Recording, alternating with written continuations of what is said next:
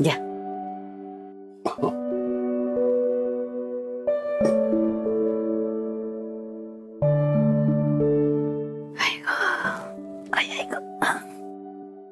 या.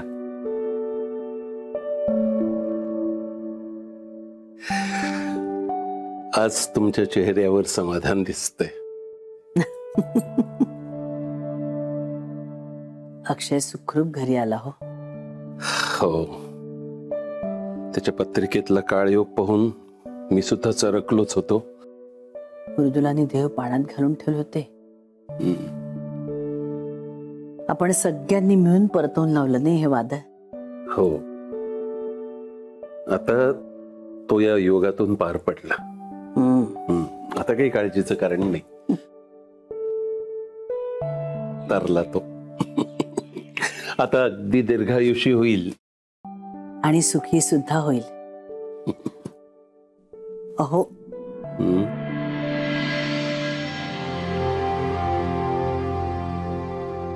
काय हो, काय झालं?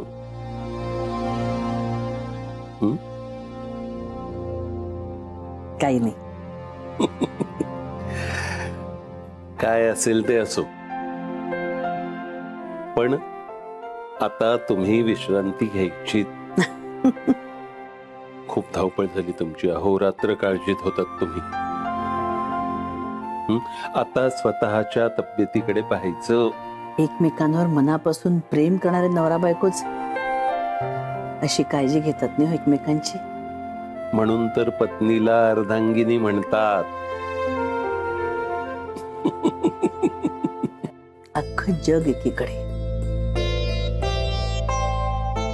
आणि एकमेकांवर मनापासून प्रेम करणारे नवरा बायको एकीकडे. कितीही वादळ आली ना तरी परतवून लावतात आत्मविश्वासाने, खंबीरपणे. झोपूया.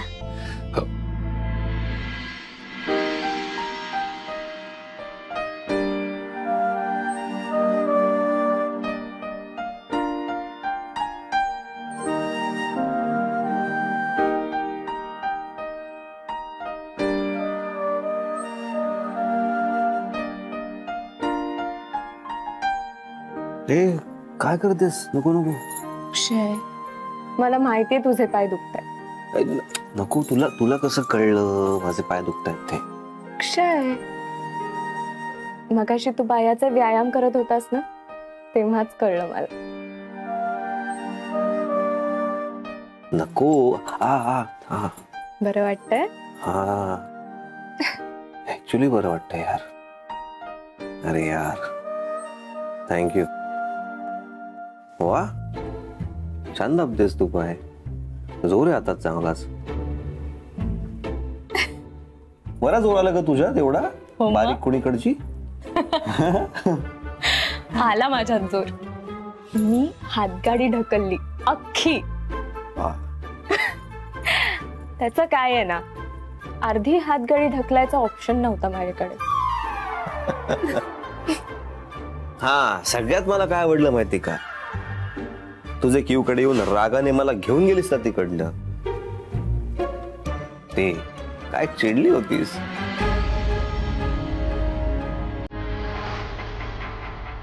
खरंच डोकं फिरलं होतं माझं अक्षय त्या दिवशी. कियाराने कुठले ते डेंजरस व्हिडिओज पाठवून धमकी दिली तुला. अरे, प्रेमात असं करता का कोणी? इतकं वेठीला धरायचं कुणाला? कियारा तर मूर्खच आहे, पण तू महामूर्ख. अरे, बरं नव्हतं तुला अक्षय. ताप होता तुझ्या अंगात. चालता येत नव्हतं तुला आणि तू गाडी चालवत तिच्या घरी गेलास. एसी मध्ये झोपवलं होतं ते. मी आले आणि तुला व्यवस्थित घरी घेऊन येत होते, पण वन वे वरून जाताना समोर ट्रक आला. रॉंगली. पण अक्षय, तो ऍक्सिडेंट झाला ना, त्या क्षणापासून तू सुखरूप घरी येईपर्यंत माझ्या डोक्यात फक्त तुझा विचार चालू होता. मला फक्त तू दिसत होतास. मग मी हातगाडी चालवते की आगगाडी, हातावर निखारा घेतलाय की जळता कापूर, मला काहीही दिसत नव्हतं. मला फक्त तू दिसत होतास, कारण मला तुझा जीव महत्वाचा होता. अक्षय, तू वाचावास म्हणून जो जे जे सांगत गेलं ना, मी ते ते करत गेले, कारण मला तुझा जीव महत्वाचा होता. तू वाचावास म्हणून मला जर कोणी माझे प्राण जरी मागितले असते ना अक्षय, मी दिले असते.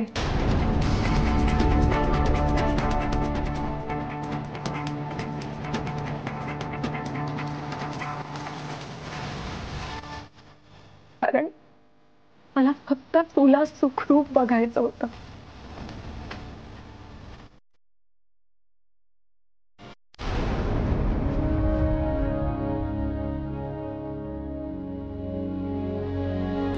सॉरी.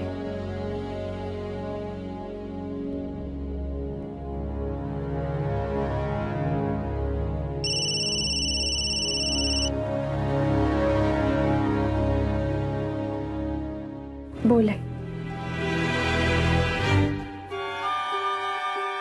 हो, अक्षय रिकवर होतोय. शक्ती येते त्याच्या अंगात. एकच